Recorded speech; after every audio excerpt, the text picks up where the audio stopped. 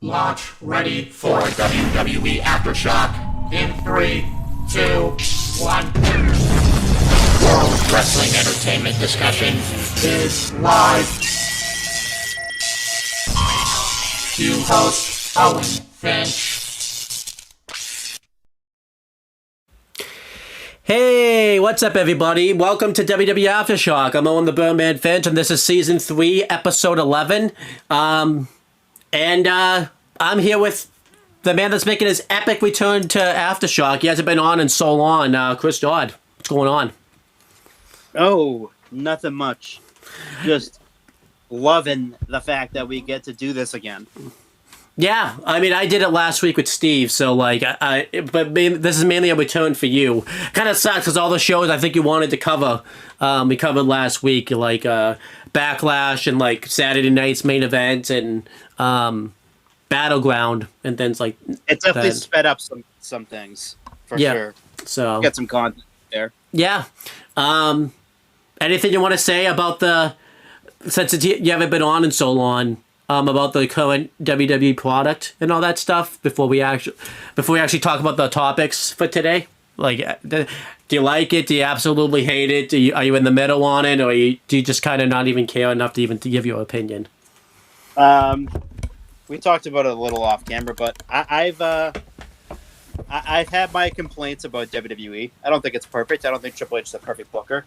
I can look at it from a completely unbiased point of view. I feel like he struggled at times so far this half a year trying to book. And, getting fucked over by The Rock also didn't hurt either. Him coming in didn't help either.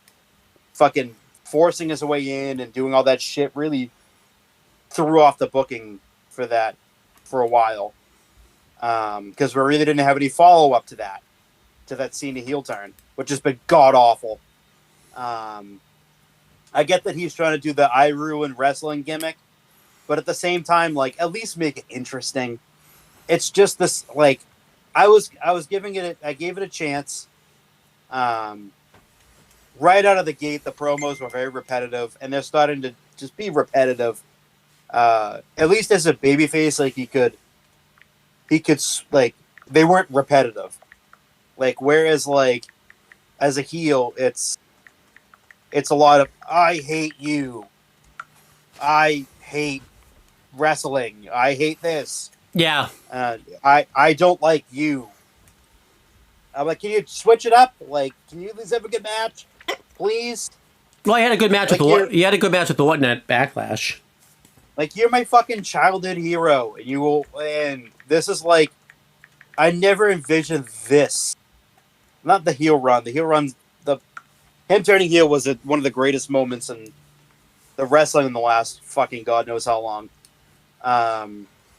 And I just I don't want his last year for him to go out having shit match after shit match after shit match. That's not what I want to remember him as. Yeah, I can see that. I would definitely say out of all the years, because now Triple H has taken over and has been booking for the since 2022.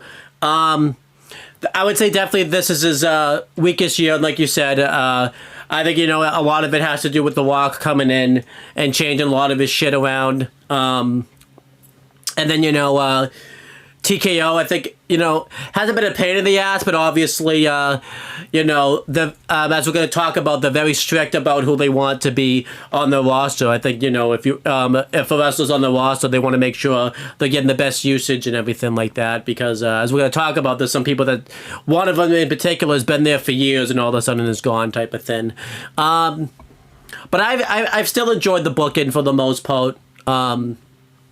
We all get a lot of shows recently because if you look at the calendar, a lot of the shows are pretty close together and everything like that. But I think it's not necessarily a bad thing because Triple H's pay-per-view cards are, are very short, so a lot of the stuff still gets stretched out and everything like that.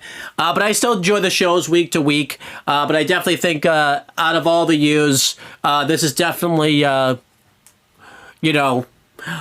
probably the weakest one. I think too, because last year was promised so much with this year, but like I said, I think The Rock wasn't able to do Mania this year, so they couldn't do the. I don't think the Bloodline storyline really got to have the payoff that they would have wanted with. Because I don't exactly know what was supposed to happen, but I assume The Rock's appearance on Netflix was probably supposed to be very different, and then it didn't end up going that way. And then Cena's hairline's been hit or miss. They didn't have Cody for a couple months up until recently, and now they haven't had Roman. I will say I'm still enjoying the Seth stuff. I think what's helped is they've had Punk in the fold. Which is kind of still giving it some life to it and everything like that. But I still enjoy the product for the most part. But I would definitely say out of all the years of Triple H booking, this has been probably his weakest year and everything like that. But let's just start. Going through our topics for today. We have a sad topic because. Again, Chris, it seems like anytime we take an extended break when we do the show, some people get released, and it seems like that's been happening a lot this year, because we just had, the typical post-WrestleMania cuts that happen, and typically it's usually just that, and then it's over, but that hasn't been the case. We had a couple of releases, both very surprising. One definitely more surprising than the other. But, we'll just kind of talk about them. The first one's Carlito. When I say released, they haven't necessarily been released, but, they're just not renewing their contract because Carlito said on X that I almost made the mistake and called it the other Thin, but I was good. I was a good boy and call it the new Thin. But, Carlito, I think still has 2 weeks left of his contract, but as you saw from Raw this week, he's just gonna, I guess, sit it out because he wasn't on this week. But yeah, Carlito won't be coming back. Like you told me this through text messages that it really wasn't as shocking because he just won the Pro Wrestling Council Championship pretty recently, and he's been starting to take a lot of indie bookings recently, so it kind of makes sense that it seems like he's done. To be honest, Carlito, I kind of feel like there really wasn't a lot more for him to do in WWE. It kind of did feel like he was sitting in catering a little bit, just kind of collecting a paycheck because he was just kind of doing a lot of backstage skits with the Judgment Day and things like that. And I thought his return one was good, but it wasn't anything earth-shattering. He did some stuff with the LWO, and then he turned heel really randomly, and then joined Judgment Day also very randomly. And I thought he had a fine role, but I just feel like there was only so much he could do. I feel like he just hit his ceiling, and I think they left on mutual terms. So I feel like he could come back for a Legends appearance and things like that. I don't think he left on bad terms like he did when he left back in 2010, where you could just tell he didn't want to be there anymore. I feel like if there's ever a chance to do something with him again, whether that's a Rumble appearance or something, he would definitely be back.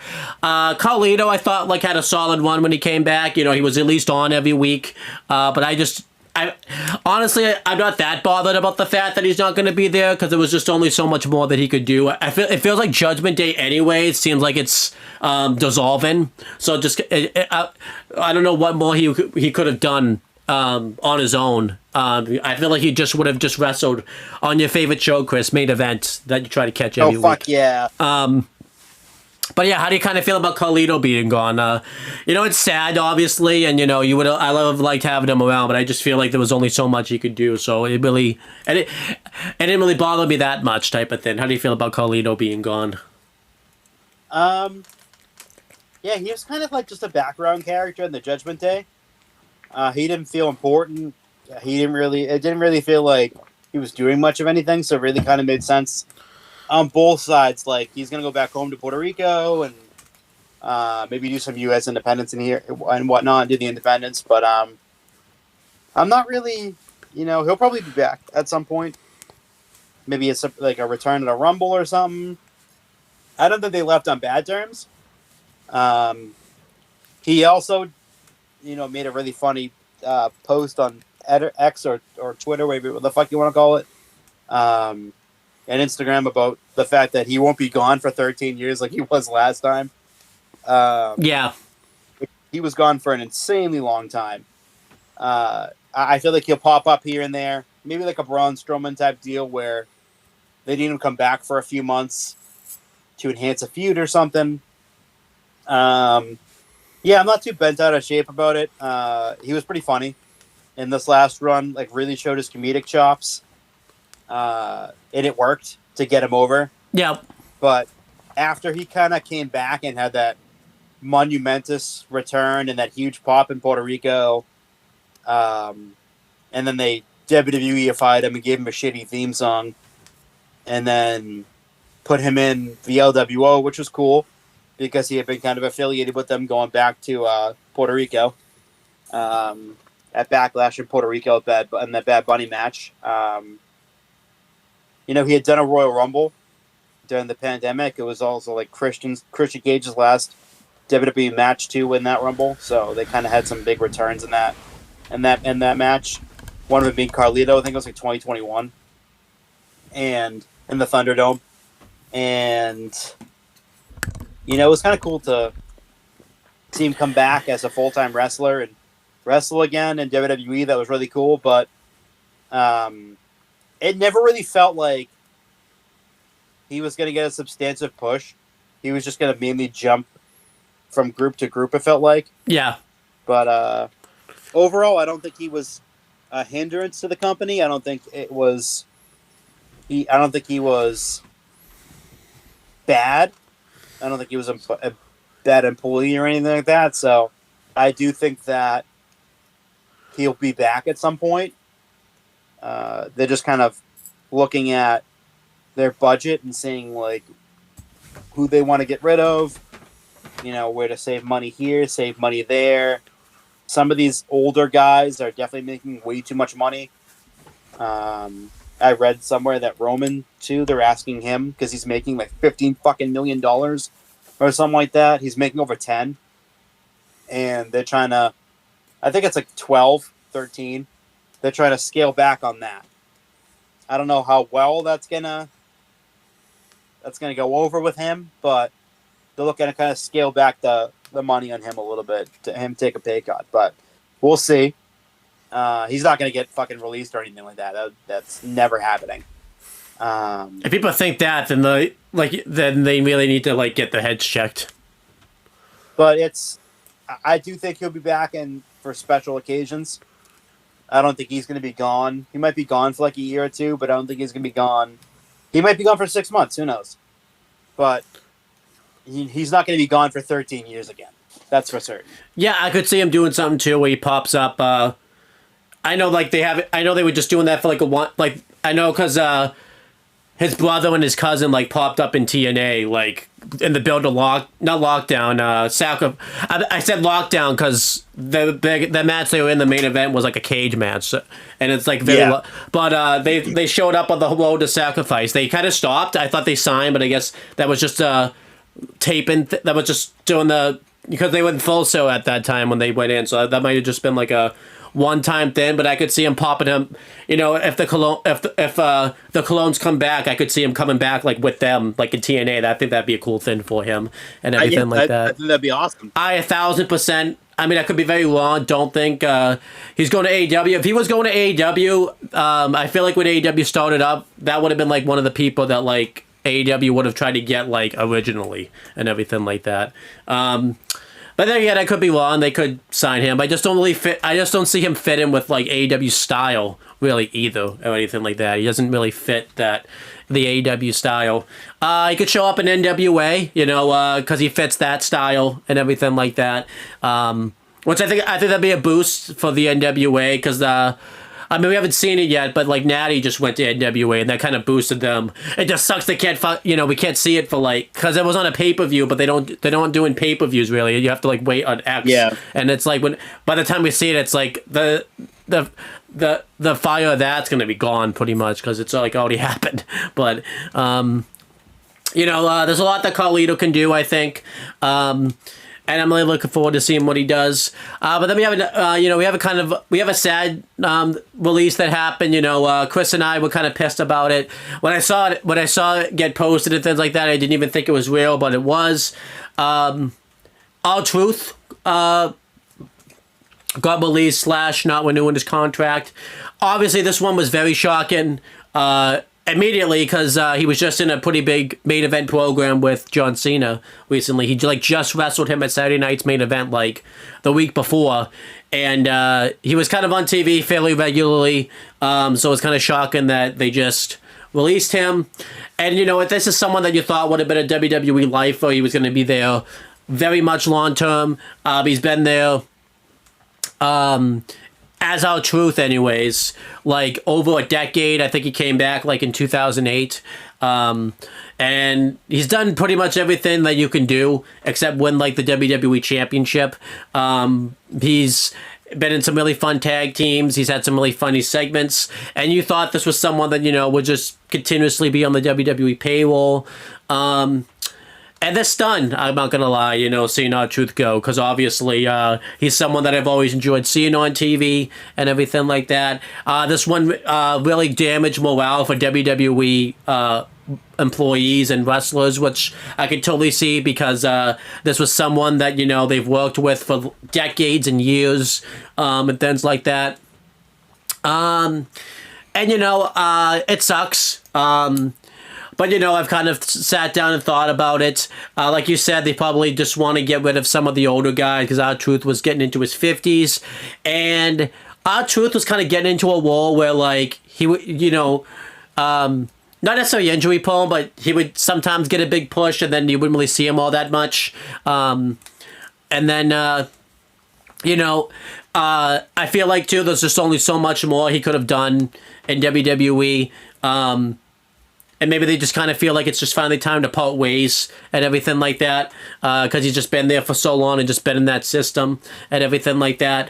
I think I told you this. This wasn't the intent, but maybe this is kind of to send maybe a message to the wrestlers saying yeah, you're not going to necessarily have job protection just because you've been here for so long doesn't mean you're guaranteed a job here for life type of thing. They kind of want to get the wrestlers to to improve their skills and everything like that. Don't think it was necessarily a consequence when they thought about it, but it's an unintended consequence and everything like that. But yeah, this one definitely stands. R-Truth has been involved in a lot of great moments in WWE where, and R-Truth probably doesn't even know about the moment because he's pretty brain dead. He thought he was in the Judgment Day when he wasn't. So, and he thought that he was in the Money in the Bank ladder match in 2015, and he wasn't. So, and he thought when he was in the Rumble, he thought he was in the Money in the Bank ladder match type of thing. R-Truth might not even know he's fired, Chris. Actually, he couldn't. That might be he might have made a mistake. So, yeah, I'm gonna miss R-Truth. He might do his music career and stuff again. Obviously, it's a release that stings. This might be the release that's probably stunned the most out of all the ones we've had pretty recently, just because it's very shocking. And I don't know what more I can say about it, but how do you feel about R-Truth's release? This one's interesting because this one is weird because Truth has been there for so long that it really kind of came out of nowhere for him to get released. I didn't think he would ever be without a WWE contract, especially all the work he's put in there. And it's really odd, but at the same time, I can see why he was there 17 years, so I can see why people would be upset. But mainly the people that are upset didn't give a shit about him before he was released, and now suddenly he's released, and all of a sudden, like I've said millions of times in the past, suddenly now everyone's the biggest R-Truth fan, even though they were simultaneously saying, why the fuck is he facing John Cena on a pay-per-view before that? Yeah. But I've been a huge fan of his going back to the WWF days when he was K-Quick. I've always been a massive fan of him. And it's really... It was really odd and really surprising and a little disappointing. But I mean, I could see why they did it. He was making quite a bit of money to wrestle a couple of times a month, maybe a couple of times every other month, do a funny skit here and there. It's not really worth the kind of money that they were paying him for him to just go out there and just do random comedy segments. Yeah. And I love Truth. I love Ron Killings. He's amazing. He's stellar. He's a stellar rapper. Has a great music career. I could see him coming back eventually at some point. But for him, I think he's just going to focus on his music career now. I know TNA was interested in him. That would be kind of another way for him to return to his roots too. Also go to another company that he had wrestled for. That would be interesting. And they could do the music thing at the same time too, because TNA, you're not wrestling every week type of thing. But that there was a lot of "We Want Truth," and I expect it on SmackDown. But the same people who were chanting "We Want Truth" were simultaneously complaining about the fact that he was on TV. So I think I said this in the chat when we texted privately. The people that said we want truth, it's like, on Raw this week, he wouldn't have been on Raw anyways that week if he was there. He's not even on Raw, so how the fuck would he be on Raw? I don't know. But at the same time, those people complaining are the same ones that have erased any of their negative tweets towards Truth in the past few weeks, and they've been caught, by the way. So yeah, they've been exposed. I feel like we're starting to see Sarah Logan too, or Valhalla. Yeah, people were upset that she got released, but those people that were trashing her, saying she sucked, like before she got released, or didn't get a contract. Yeah, I think she's retired. Yeah, I feel like we're seeing this a lot nowadays with people where they'll say things about wrestlers, and then when they get released, they'll like be all buddy and like be their biggest fans and everything like that. And now Truth is just the biggest example of that, and the most recent example of that. So, but I can understand. I think TKO is just kind of in the business where like they want to release people if they're not really put in value, and if they're just paying them a lot of money to not really do much. The only one I think that's going to get away with that is going to be probably Roman, because again, when he's on, and he's a great performer and everything like that. Logan Paul, but I feel like Logan Paul has been more full time pretty recently, and obviously Cena. Unless we find out, hey, the year retirement tour could be over tomorrow. He could get released. Imagine that John Cena released tomorrow. That'd be insane. He couldn't really. Would he be able to still win wrestling if he's released? Like, because he would have to. I don't think he can at that point. He's released, so. Yeah, I could kind of see it.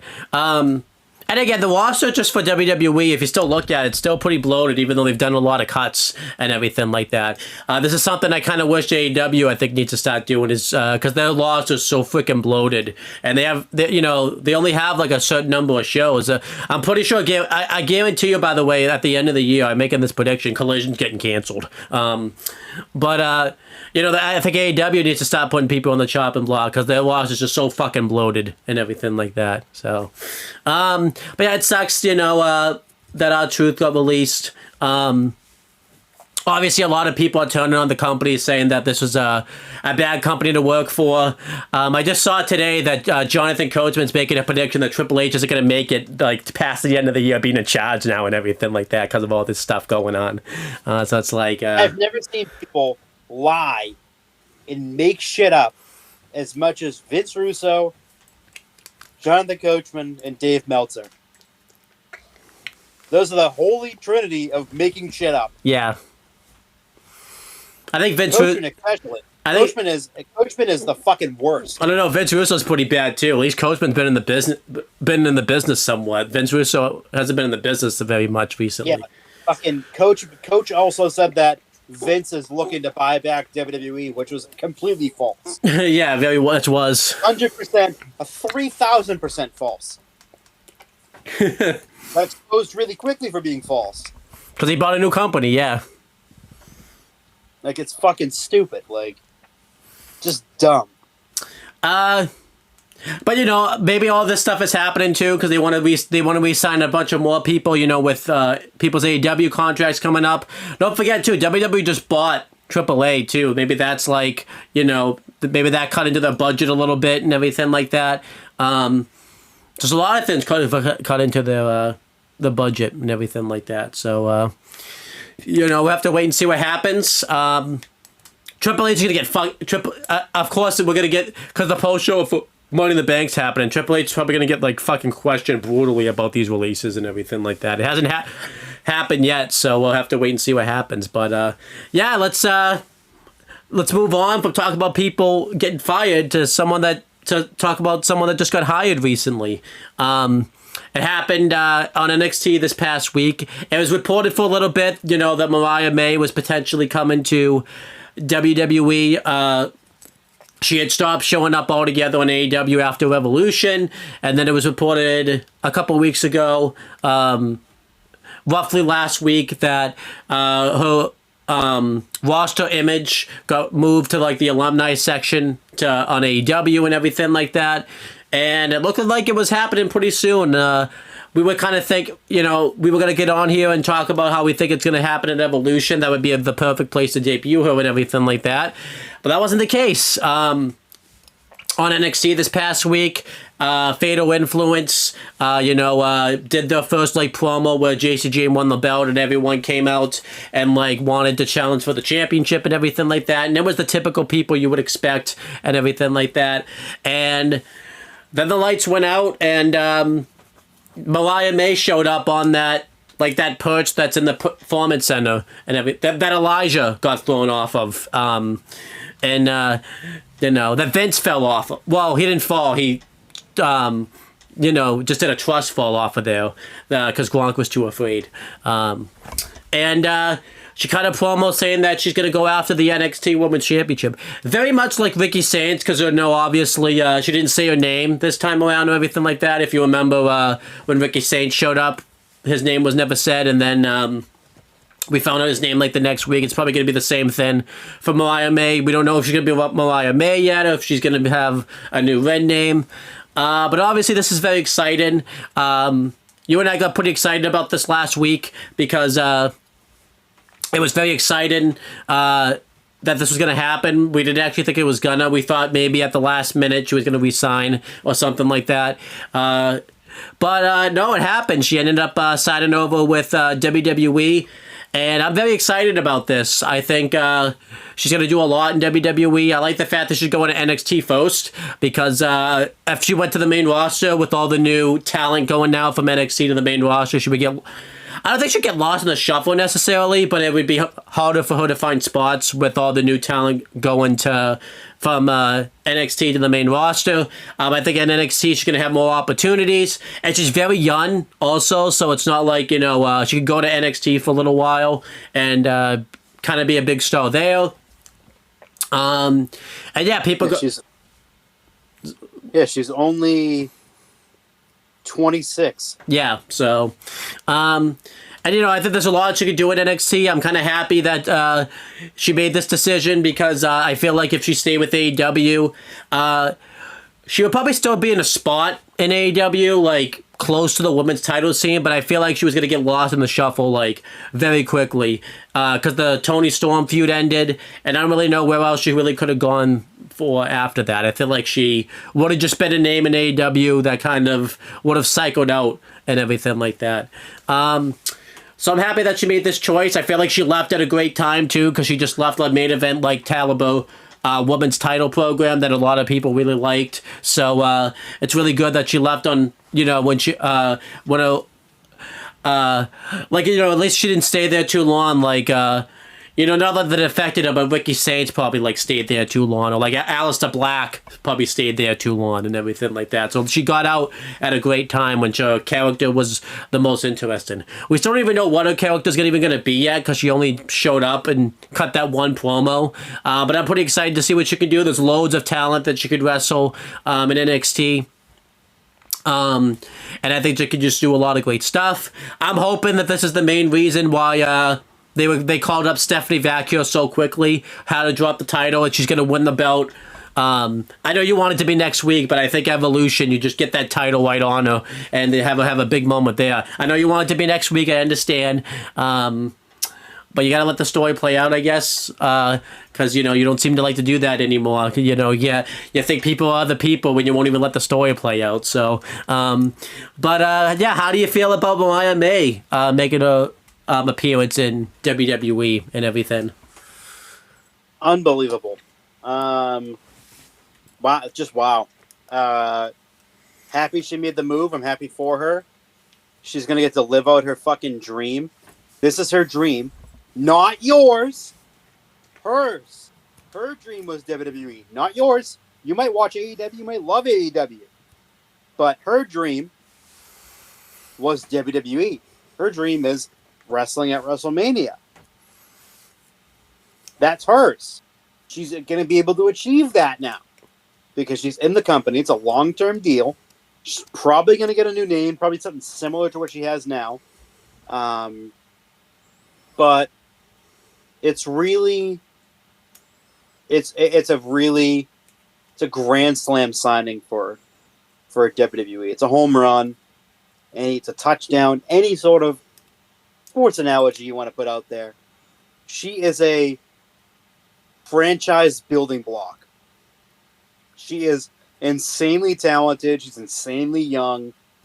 This is someone you could help, in the future of your company. She's not going to be 30 for another 3 years.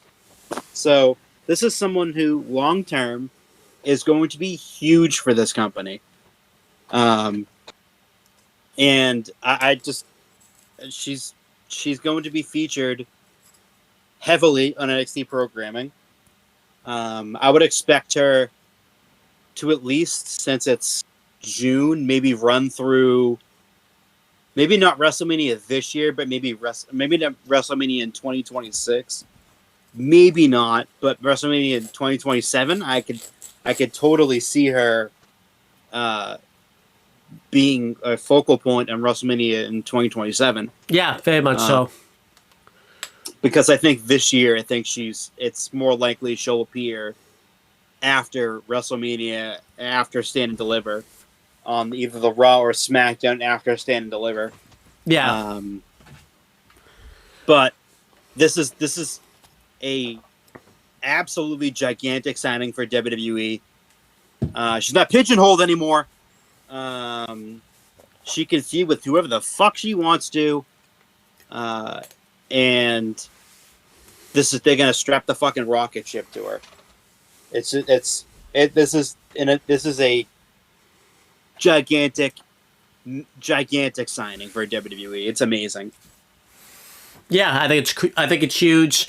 I think she just signed with AEW to get a bigger name for herself, which worked. What sucks coming out of this is I feel like Tony Khan's going to be he's probably, when someone signs with them now, he's probably going to sign people. He's probably going to sign people for like 5 years first contract now, and not like, that's probably going to start that trend. Because don't forget the trend that's got to learn his lesson. Yeah. I guess because don't forget what he did with the Forbidden Door thing, where like because because of what happened with Stephanie Vacuum last year, now like anyone that wrestles at like Forbidden Door like can't sign anywhere for like 90 days or whatever. It's like I don't even remember what the rule is, but it's a stupid rule. So, but whatever. We know what the true Forbidden Door is. It's not Forbidden Door AEW anymore. How can it be forbidden, by the way, if you keep doing the show like every fucking year, and every year like people fucking show up anyways, like it doesn't matter type of thing. Like, what are you doing? Like, but whatever. So yeah, I'm excited about this, but yeah, I got some predictions to do though, Chris. I've been just sitting here waiting. Like, come on, I have predictions made. I want to talk about them, type of thing. Because we got some shows happening, and fuck yeah, we do. It's a big weekend for WWE.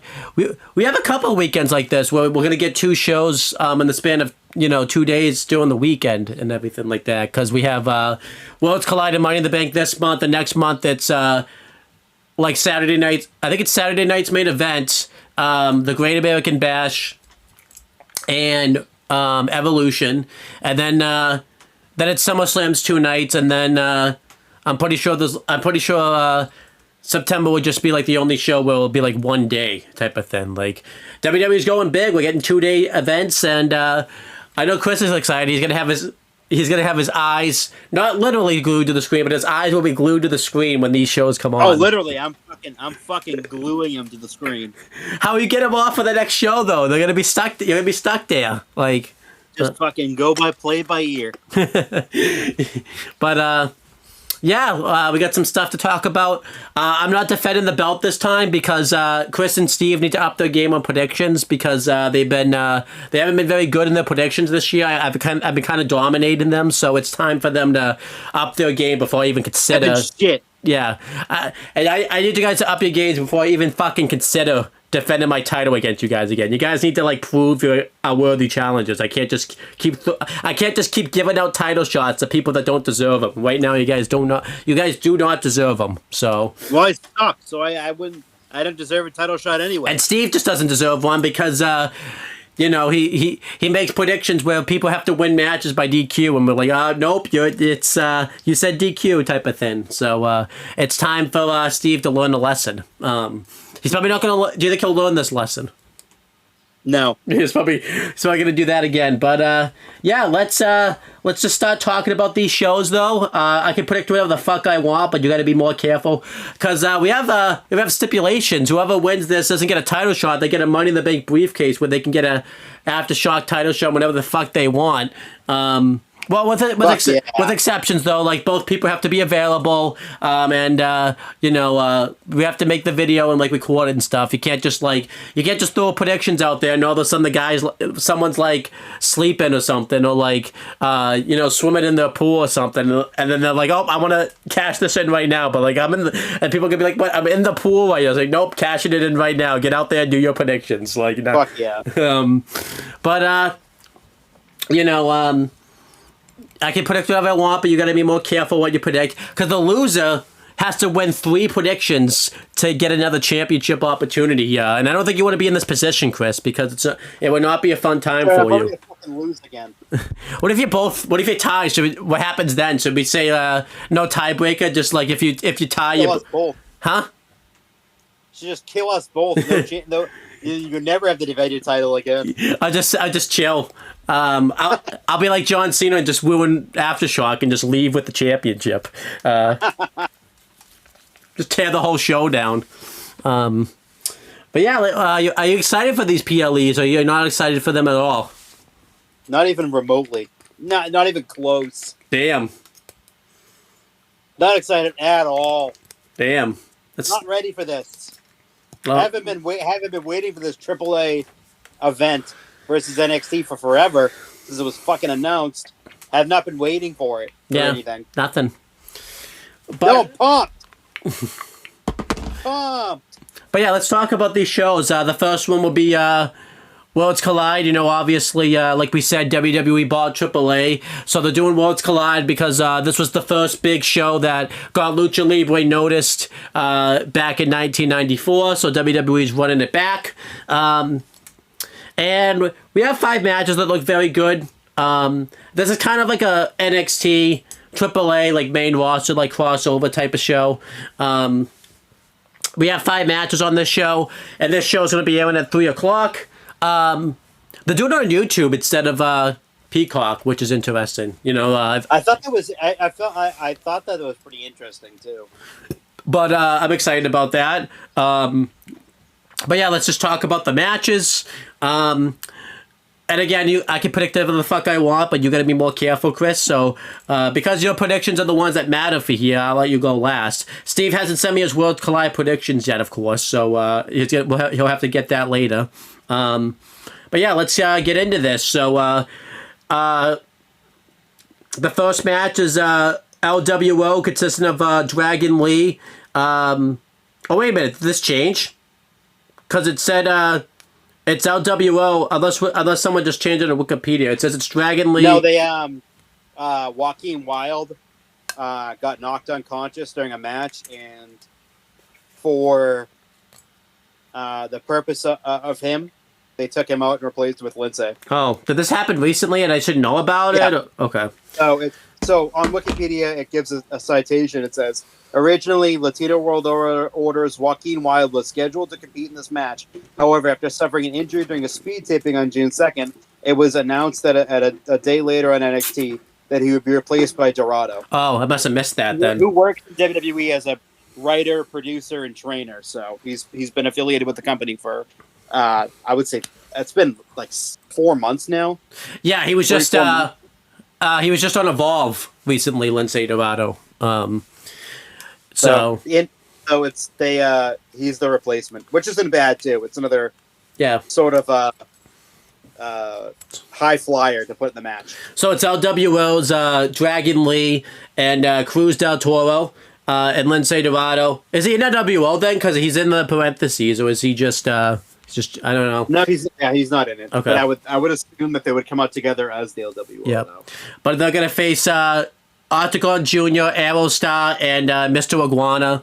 Obviously, this match is just kind of randomly thrown on the show, but not necessarily a bad thing. That this is going to be a fun lucha match. I wonder if this will be lucha rules, because I feel like, you know, they'll want to get that on the show. That's a big thing they do in Mexico. This could be the match where they do either this one or like the other 6-man tag on the show we'll talk about later. I think the other one would be, because it's more like, it's more build up and it's more high profile. But you know, I like Aerostar and Mr. Iguana. I think they're really good wrestlers. I've seen them wrestle a few times. Octagon Jr., I feel like I've seen wrestle before. I think I've seen him on a few AAA events. He's a very solid wrestler. I think this match is going to be a lot of fun. I would definitely have this match kick off the show, or be like the second match in. As for my predictions, I'm going to go out on a limb and say that since the LWO isn't really being pushed that much at the moment anyways, and since Lindsay Dorado's in the match, he could be like the one that takes the pin, because I don't think he's going to be doing much on screen. I'm going to say Octagon Jr., Aerostar, and Mr. Iguana are going to win this match. I think they're pretty notable stars. They get pushed in AAA, and you know, I think they could do some good things with them. No matter what happens with this AAA thing, and I think they could do some good stuff. Who do you think is going to win this match? I'm going to say the same thing. I feel like because Lindsay was kind of added last minute, he seems like the guy that would have eaten the pin. Mm-hmm. If Joaquin Wilde was in it, I think it would be a little bit more unpredictable. But having Lindsay in there, I think that Octagon and Aerostar and Mr. Iguana are going to win. And then we have the next tag match on the show. It's Stephanie Vacchio and Lola Vice versus Chick Tormenta and it's Delise. I don't. It's Delise. Yeah. I think this will be a fun match. I think I've seen Chick Tormenta and Delise wrestle a few times. They seem to have a history with Stephanie Vacchio because we saw them in a lot of backstage segments together, pretty recently. I assume if Stephanie Vacchio was staying in NXT, they would use this match to set up a future title program between Stephanie Vacchio and Lola Vice, because it seems like they would go in that direction. But obviously, because Stephanie Vacchio got called up now, I think this is just going to be a one-and-done thing. So I'm going to say that Stephanie Vacchio and Lola Vice win. There's really no reason for them to not win, especially with how really well pushed up and except, the thing that happened last Tuesday, but we don't talk about that. Stephanie Vacchio is getting a really strong push, and she's going to do a lot of great things on the main roster, especially because she's going to be in the Money in the Bank ladder match later in the show. I think that Stephanie Vacchio and Lola Vice are going to win this match. And who takes the pin? I'll just say Delise, but it really doesn't matter because it's Stephanie Vacchio. No matter who takes the pin, no one's going to really hurt or no one's going to benefit from it, type of thing. So who do you think wins this? I think Stephanie and Lola are going to win too. If they were to lose, Stephanie and Lola, I think you could branch this off into a feud, but she's not on the. Stephanie's a full-time member of the Raw roster now, so it wouldn't make any sense. And I think Chick Tormenta's going to get pinned. Okay. Are you just doing this to be different from me, or you just actually think she's going to get pinned? Yeah, I think she's going to get pinned. And then we have the men's NXT North American Championship match. It's a Fatal 4-Way match. It's Ethan Page defended against Javon Evans, Laredo Kid, and Ray Phoenix. I'm really looking forward to this match. I think this match is going to be outstanding. This might be like one of the best matches of the whole weekend. All of these men... what makes this match stand out too is it's going to be a very flippy match, minus the Ethan Page part, because he's not a flippy guy, but he'll really be able to sell for these guys and do a lot of his power moves to these guys and everything like that. And as for I think will win, I think Ethan Page retains. He just literally won the championship not that long ago, so I don't really see a reason to take it off of him. The only person I could see winning that's not him is probably Javon, since he's like the only one in NXT. I think they're just doing this as a one-time thing for to get Ray Phoenix, to get him doing something this weekend, and then they want to get a AAA guy in there, and Laredo Kid's a really great choice for that. But I think Ethan Page is going to do some really good stuff. Plus, whoever wins this faces Shawn Legacy in NXT, and it's probably better if Ethan Page is in that match, since they kind of had like a little bit of a run in this past week. But I think Ethan Page is going to retain the championship. What do you think? And as for who takes the pin, I'm going to say Javon Evans takes the pin, because I feel like that feud's going to start back up again, and I feel like they can use that to get this feud to get going again. Who do you think wins this, and who takes the pin? I think Ethan Page is going to win it, just because he just won it. He just won the title from Ricky Saints, and he's having that match with Shawn Legacy, and I think that's just going to be a one-off. And I think Javon's going to also take the pin, just because I think that feud is brewing and has been brewing for a little bit, with Ethan going to SmackDown and jumping on commentary and distracting Javon in their match in his on his SmackDown debut. But yeah, I think that's the next North American Championship feud, and I think Javon eventually wins the title, just not right now. I think they're saving it for a later date. But yeah, I think Ethan's going to win and Javon's going to take the pin. And then we have... I'm going to do the next match last, and I think that's going to be the main event. We have Legado... The other six-man tag on the show. It's Legado del Fantasma versus El Hijo de Dr. Wagner Jr., Pagano, and Psycho Clown. Really excited for this. We talked about this privately over text messages. I'm really excited to see Psycho Clown in WWE. I think he's going to really translate very well in WWE. I feel like, he's very marketable, and a lot of people will really like him. I've seen Pagano wrestle a few times. I think he's going to be good. And Dr. Wagner Jr. I really like. Obviously, the biggest story of this match is this is going to be, because Legado del Fantasma has been having some issues recently when it comes down to, really working well together, mainly with Berto and Santos Escobar. And I think actually Psycho Clown, Pagano, and Dr. Wagner Jr. are going to win this. And this time around, when Santos gets mad at them for not doing it, this time I think Angel will be the one to walk out. And I don't know if they'll lay him out or something, but I think Los Scars and just Legado del Fantasma is going to be done all together as a faction at this show. But yeah, what do you think's going to happen here? I think that Psycho Clown, Pagano, and Dr. Wagner Jr. Dr. Wagner Jr. are gonna win just because of everything that's been going on with Legado. There's a lot of trouble brewing, a lot of tension in that group, and I just don't think that they are cohesive enough right now to take down a very strong team of Hijo de Dr. Wagner Jr., Pagano, and Psycho Clown, who are in the upper echelon of AAA wrestlers. I've watched Pagano. He's more of a hardcore kind of guy. And Psycho Clowns started out with Los Psycho Circus. That was like one of my favorite trios teams in AAA for a very long time. They were massively over in AAA for a very long time. And then Psycho Clown kind of broke out and became the star. And of course, Hijo de Dr. Wagner Jr., his father, Dr. Wagner Jr., is an absolute legend in the business. He's been wrestling for fucking over 30 years. Do you think he'll be there? Like, not wrestling, but like in the... That would be awesome. I would love to see Dr. Wagner Jr. in a WWE ring. I think that'd be amazing. Yeah. He still wrestles, too, so he's still really fucking good, too. With and without the mask. He's already lost his mask one time before. Dr. Wagner Jr., not his son. His son still wrestles with the mask on, but I'm just... This match, I think, is going to fucking rule. And But I do think that the AAA team is going to win and Legado is going to end up losing. And like you said, like it's either Berto, I think, is going to come out of this, or Humberto, whatever you want to call him, is going to come out of this at being the babyface. Do you think if Sean books the show, they break up? I mean, they probably would have broken up by now. Probably. Do you think Sean... They almost did, too. They had that segment. That's right. NXT where they looked like they were. That's right, they did. And then they went right back to the main roster after not having a fucking match, I think. Or they had one match and then went right back and then joined Legado.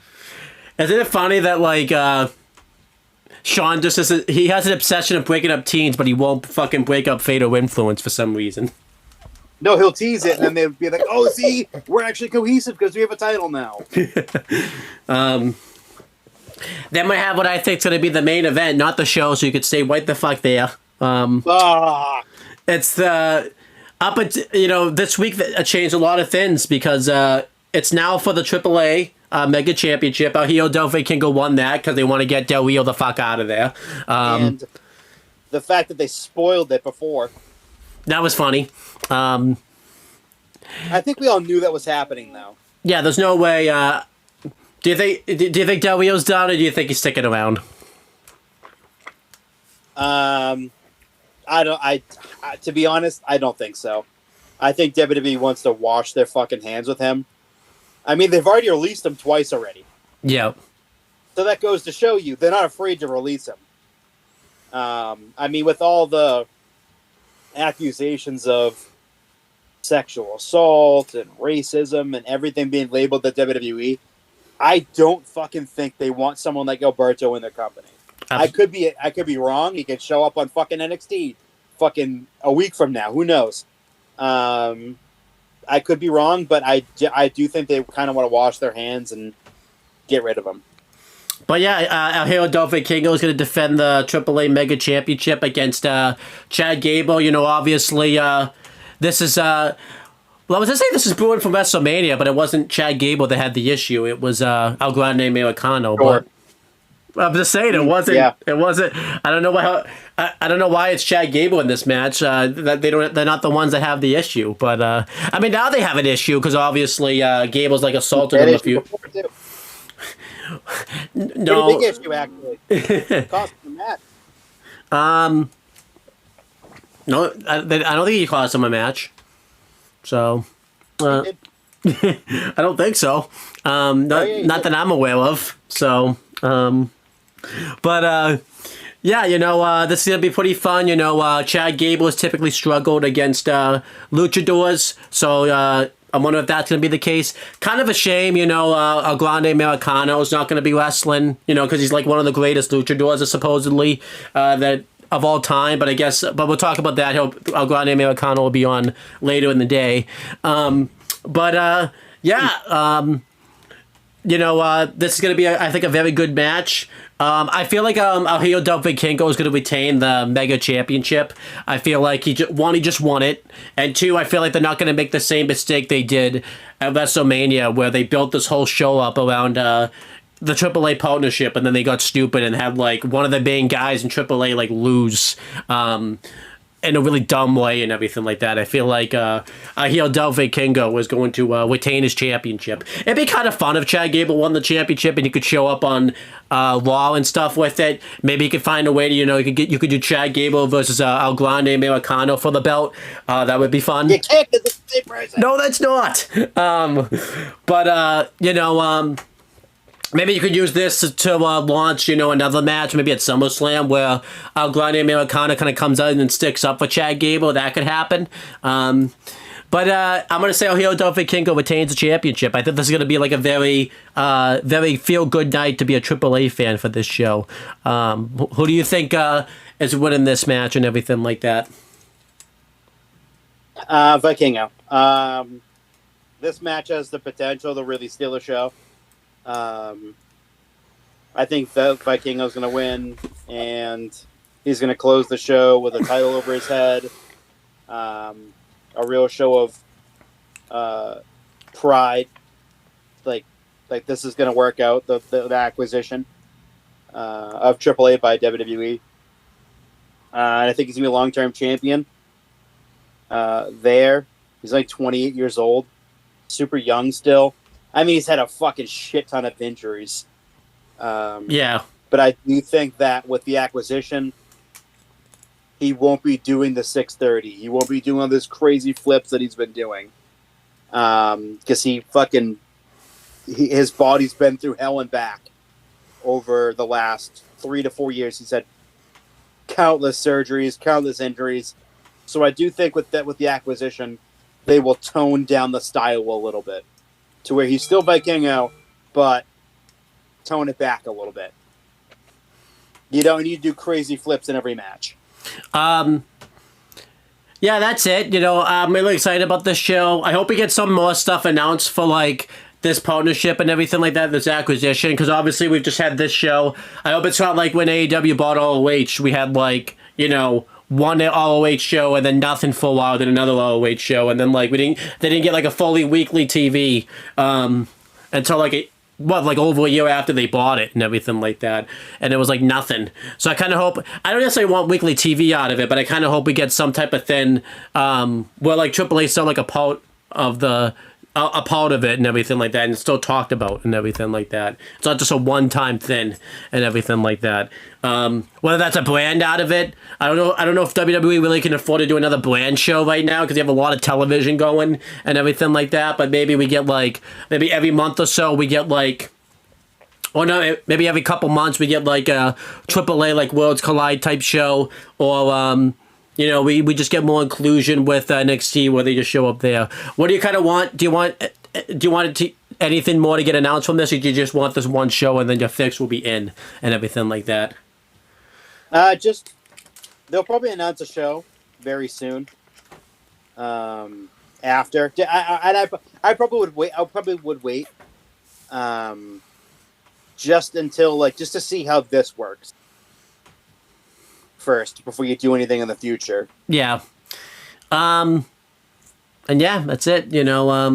Hopefully you can do good on this show. Bet you get every pick Ron and Steve dominates you at this show. I don't think you could come back if that happens, because there's only 4 matches at the next show. They get pretty much done. If you can get your eyes unglued from the TV, you'll have a couple hours to just chill and everything like that. But if you can get it unglued from the TV and everything like that. But if not, then you're stuck. I don't know what you're going to do. But just would be stuck there. Yeah, for the rest of your life. You realize to your dad and your mom and stuff, they're going to have to bring you your food from the... Like, you can still eat and everything like that, but they'll just have to bring you your food from now on and everything like that. It is what it is. Are you ready to stand in one spot the rest of your life? Because, It's gonna be a life. Yeah, it's gonna be interesting. Are you even gonna try to like get yourself out unstuck, or are you just gonna like stay there type of thing? Are you gonna try? Well, I'll try for a little bit, and then I'll just give up. Are you gonna be like one of those things where you just pull like 2 times and then like, oh, I'm stuck here now type of thing? Are you actually really gonna try? Yeah. I'm gonna do it 2 times. Like, oh, I'm tired. I'm done. Yeah, like once the 2 times fail, you're just done the rest of your life. Are you gonna try 2 times each day and everything like that? 2 times once. That's it. Just 1 time, and never do it ever again. Would I still be allowed to come over? Because like you're just gonna be stuck there the rest of your life and everything. Yeah, I mean you could. I'd just be stuck there. You wouldn't be able to. I'd be talking to you, but I'd be front and center with the goddamn TV. Now, do you have a certain spot you're gonna like glue yourself at, so that way you can have a good view for the rest of your life? Or you're just gonna win it and see what happens? Just whatever I feel like. You could be in the corner of the television, like looking up, type of like on one of the corners, type of thing. Like, it's gonna be dead central. Now imagine you glue yourself to the TV and you forget to like pick up your PlayStation remote, and it's like on the other side of the room, type of thing. What would you do then? Like you're just gonna be like, oh. Are you gonna make sure you have that all that shit set up before you glue? All that shit's gonna be set up right near me. I'm gonna have to send you a message asking how everything's going when it comes to that. But yeah, we have Money in the Bank now. Are you excited for this show too? Are you? Yeah. Oh, by the way, Lillian Garcia is gonna be the ring announcer for Worlds Collide. Oh, that's cool. I like that. So, yeah, she does a very good job at that. But yeah, we have 4 matches for Money in the Bank. I'm okay with 4 matches. You know, that seems a little short, but 2 of them are going to be the ladder matches. And those matches I think will go pretty long. I feel like, you know, also too, if you remember, like this is going to be right after Worlds Collide. I feel like everyone will be 5 matches in type of thing. I feel like the tag match is going to go on, and I feel like the money, you know, the women's match will go on, so I'm okay. How do you feel about 4 matches? You cool with it? Or do you want more matches? Yeah, I don't mind it. I mean, I like 4 is baseline. 6 would have been ideal, but this allows the Money in the Bank matches to stand out. Yeah, and it allows the 2 undercard matches too to stand out. But yeah, let's go over these shows, these matches. First, we have the last chance match for the women's Intercontinental Championship. It's Lyra Valkyria defending against Becky Lynch. Where if Becky Lynch loses, she can no longer challenge for the title as long as Lyra's champion.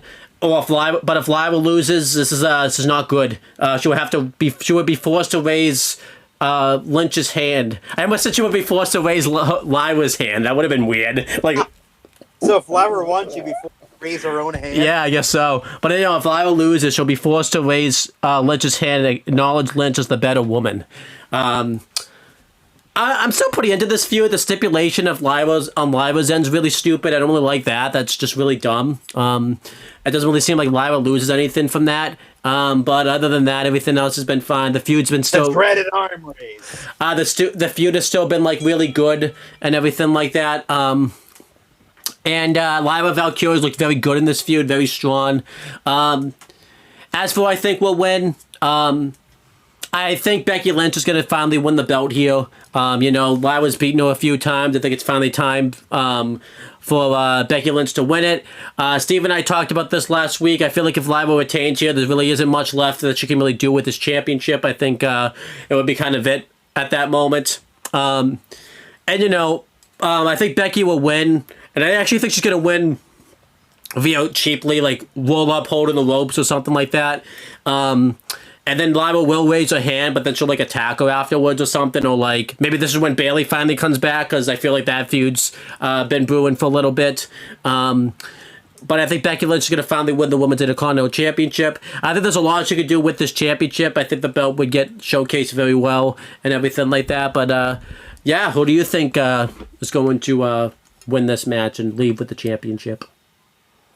I think it's Becky. I mean, this is the 3rd match they've had. Lyra's 2-0. She's not going to sweep her. And she's going to do the dreaded arm raise.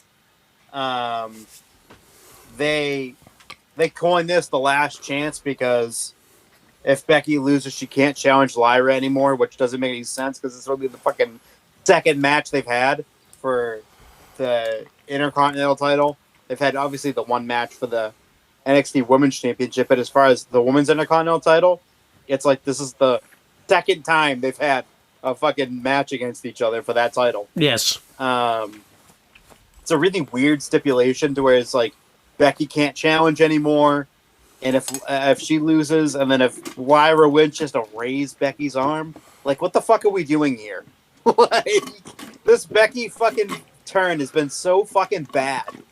Like I knew this was gonna happen. Like it's just like she's falling in the same place as she was before, and she was a heel. Like before she became the delusional, like big time Bex with the creepy face makeup and shit. Yeah, it's been like weird. Before, it got to the point where I asked her like if she's even healthy anymore because that's how bad she was falling at to that point and everything like that. It's just like I just don't care, and like it's so obvious Becky's winning. And if Lyra wins, shocking because it really doesn't make any sense for her to win. And it opens the door for Lyra to get a rematch too, also.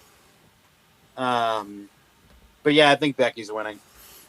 And then we have the tag match on the show. It's going to be Cody Rhodes and Jey Uso versus John Cena and Logan Paul. This feud's been set up very well. Everyone in this match has an issue with each other with Jey Uso and Logan Paul from the Saturday night's main event stuff. Obviously Jey Uso and John Cena from the Rumble this year.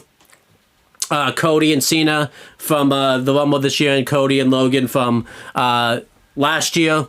I'm pretty into this feud.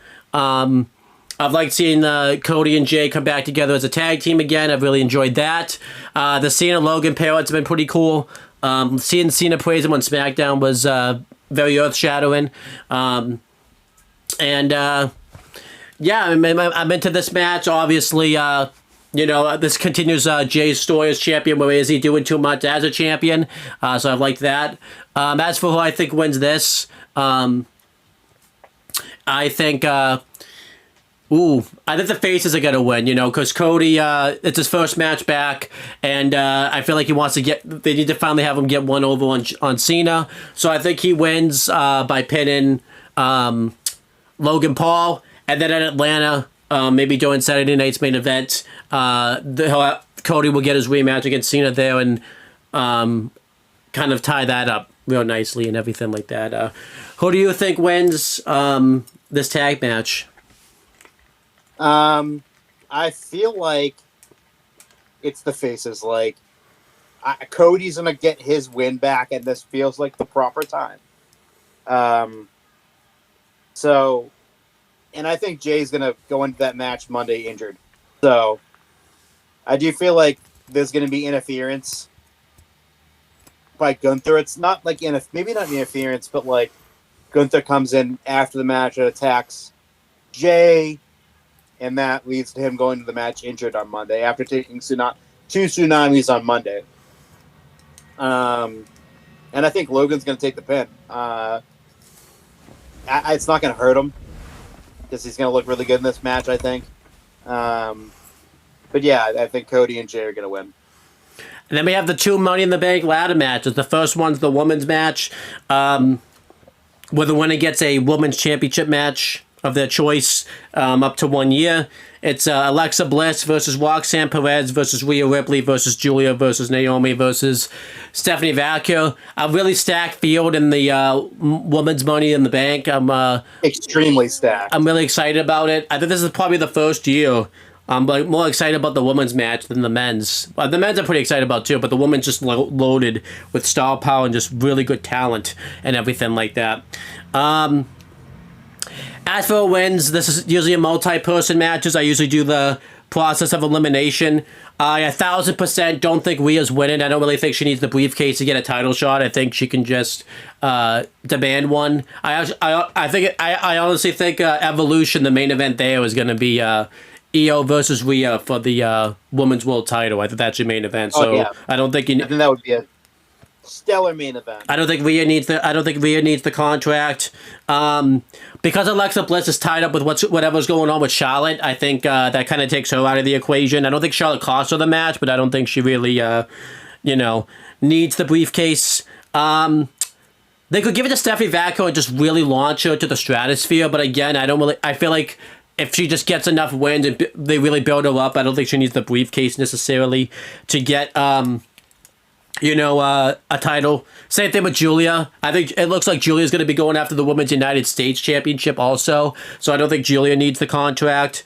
So that kind of just leaves Naomi and Roxanne Perez, who both have good stories of why they can win the briefcase. Naomi's been really good as a heel so far, and she's been kind of attacking Tiffany Stratton a lot recently, and there's a lot of stuff that Naomi can do afterwards with the briefcase, and when she wins the belt, like feud with Jade Cargill, keep that going, and then Bianca Belair, once she comes back, they can get that feud going again. So they could do that. But I'm going to go with Roxanne Perez. I think, she's been really good on the main roster so far. And I feel like she's going to get a lot of TV time coming up. And I don't think she's going to really win a belt at the moment. But they're going to give her the briefcase. And that can really be used as something to build her up. And kind of get her stuff going on the main roster. And everything like that. So I think Roxanne... And I think she'll be a really good Money in the Bank holder. Because she's very cowardly and devilish as a heel at the moment. So I think Roxanne Perez wins the Women's Money in the Bank. Who do you think wins? I'm picking Stephanie Vacco. I think that giving her sort of a title match right away kind of makes her legitimate. Having her come in and immediately win the Money in the Bank. But yeah, I don't think she's going to win it cowardly per se, but like, I do think that her winning does make a lot of sense. And Steve picked Naomi. He picked Naomi to win the Money in the Bank contract. So, and then we have the men's Money in the Bank ladder match. It's Solo Sikoa versus LA Knight versus Penta versus Seth Rollins versus Andrade versus El Grande Americano. A lot of good talent in this match. A lot of people have kind of crapped on the star power of this match, but I don't really think that's really that big a deal. I feel like, though, if like they had this would go one of two ways, though. Like, if they had this match with a ton of star power, then people would complain that they're not focused on the future stars of the business and all that type of stuff. So, like, I feel like WWE's damned if they do, damned if they don't when it comes to this. So, whatever. They can be, they can say what they want, but it's all one. It's not main event in the show anyways. It's probably going to be that tag match, so I don't know what they're so mad about. So, but, again, I got to do process of elimination.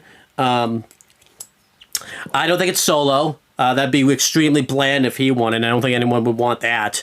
Unless they use that to, like, continue the dissension between, like, him and Jacob Fatu, but, like, you don't really need the briefcase for that. Andrade's totally not winning. Absolutely not. And that kind of leaves, 4 people that have a strong chance of winning. El Grande Americano, he's pretty new to the roster. He just got, like, a big win in his career against AJ Styles and CM Punk. That's a pretty big win to give a new luchador and everything like that. And, it would be something completely unexpected. However, I could see something happening where maybe Rey Mysterio comes back or he just loses type of thing. I feel like there's no real reason to give El Grande Americano. You don't want to push a guy too quick. That'd be too quick for him. So, there's no reason for him to get, like, a big push right now. So that kind of leaves LA Knight, Penta, and Seth Rollins. Out of those 3, it's really tough to pick a winner because you could see any one of those guys winning the Money in the Bank briefcase. I am going to eliminate Seth Rollins because I feel like because Punk's not in the match now, I think Punk's going to show up and screw Seth Rollins over and, like, beat the crap out of him so he can't win the briefcase.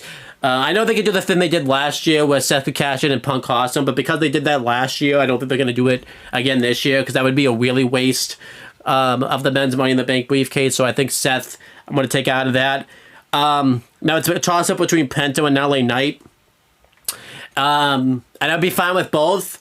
But I've been wanting this for a couple of years now. I'm ready to see LA Knight finally get a main event push. I feel like he's been in the Money in the Bank twice, and he hasn't won it both times. I feel like this could be a good story for him. And LA Knight is just ready to win the World Championship. I think it's time. He's still very over, so it's, it's still not too late to pull the trigger on him. People would be very into it. And I think he would be a really good Money in the Bank holder. He'd probably be better off if he was a heel doing it, but I feel like it will still work very much so as a face. So I'm going LA Knight. I'm probably going to get this wrong, but I'm picking LA Knight to become the men's Money in the Bank contract holder. Who are you picking? I'm going Seth. It just makes a lot of sense right now with his. He's kind of feuded with Punk and with Jey Uso. And he already said he has next for the World Heavyweight Championship, so maybe he wins the briefcase and then cashes it in Monday night after the match and gets maybe Jey or Gunther at their weakest point after having a match and cashes in and wins. That's something I could totally see. But I do think it's going to be Seth. They've been teasing it for a while that he wants to go after Jey. So if Jey does win on Monday, it does make sense if Seth cashes in, because then they can have a singular feud together without Gunther's involvement. So there you go. Just to read Steve's picks real quick. For the women's IC title match, he picked Becky. For the tag match, he picked Cody and Jay. He picked Naomi for the women's Money in the Bank, and he also picked Seth for the men's Money in the Bank. So you only have one different on the Money in the Bank show, so you better hope you have some different for the... I better pray. Yeah. Because again, you gotta win 3 of these to get another championship match, and I don't think... Have you won any this year? I don't think you've won one. I don't fucking know. So this is... If this was last year, you'd be okay, but this year's I don't know how okay you're gonna be. I think you'll be bugging me a lot to do predictions. Like, you want to predict everything in the world to get 3 wins. Like, I gotta get 3 wins. If I just keep doing predictions, I gotta win something at some point. But we do like predictions for the rest of the year for like every show, and you never win any of them. That'd be awesome. I mean, you wouldn't like that, but like, that'd just be funny. It'd be awesome, like in a twisted way, but I don't think you would think so. So. No, I think it'd be fucked up. Yeah, but I feel like you just give up on the predictions. You'd be like, you know what, fuck it, I'm not doing predictions anymore. I can't win. I can't even win one. I quit. I feel like you would win one too, like after losing like several, and then you'd be happy, and then like you would lose like 20 more, and you'd be like, okay, I'm done. Oh no, you would lose like, I feel like you would lose one more, I'd be like, okay, I'm done. You would just feel so defeated after like you lost so many, finally got one win, and then like you just lost it again. You'd just be so done with this. I think you'd quit the show. I think you would. I quit everything. Even Eden? Yeah. You would starve yourself just because you can't win a predictions? Yeah, they suck. Would you even watch wrestling anymore because you suck that bad? Like, would you question... No, I cut my eyeballs out. Would you question your fandom? Yeah. But yeah, anything else you want to say about the Money in the Bank, pay-per-view before we end this off?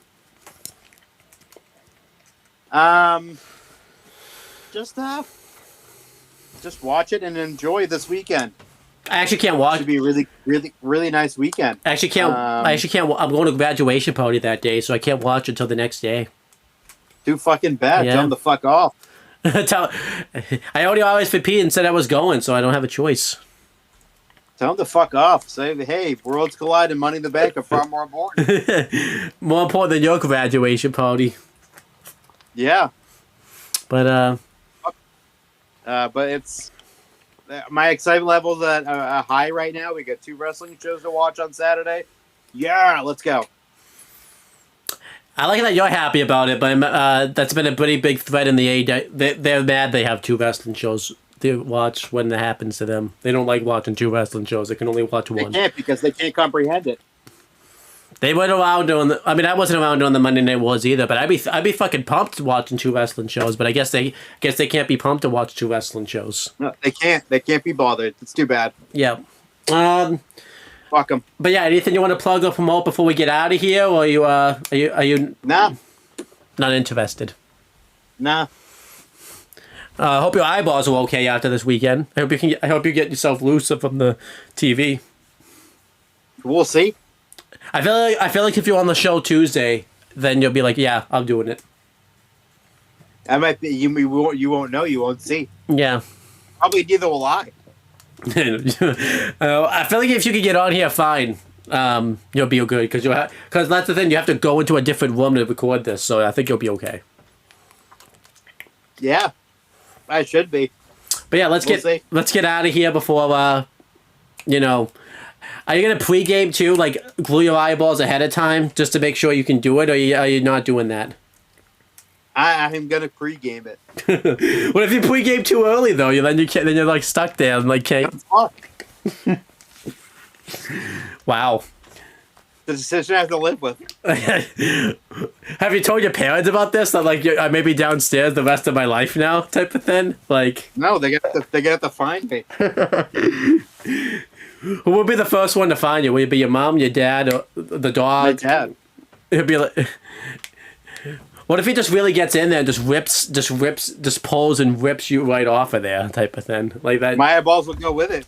What if the TV goes? What if like the TV gets like disconnected and comes with you? It could. That could also happen too. Yeah, this is I don't think you put much thought into this. I feel like you're just doing it, like. Just go gung ho. Well, glue ho, because it's glue. What type of glue are you using? You using like the stuck forever type of glue? Or you using like the, Maybe a glue that eventually dissolves. What if it dissolves like into your eyes though, and like stins your eyes and everything like that? Like, that's the price I have to pay. This is how much you like wrestling. So, would you do this for AEW? No. I feel like what would be the opposite of glue? Like something. I feel like you would use slippery stuff on it instead of like glue. I don't know what it would be, but I would not glue my eyeballs to the TV. I'd close my eyes. I don't even think the TV would be on if it was AEW. You wouldn't even. It's not on anyway. I feel like you wouldn't. Whenever AEW is on, it's on something else. What if you're channel surfing though, and you just see it on? I'm not hitting up or down. I'm not hitting anything that revolves around TBS at 8:00 on a Wednesday. What if your brother put it on? Like you guys were just channel surfing, and then he like saw it. He's like, "Oh, what's this?" And he like put that remote down. He knows I don't like it, so he would never put it on. Anyhow, that's it. We're done. We're just talking.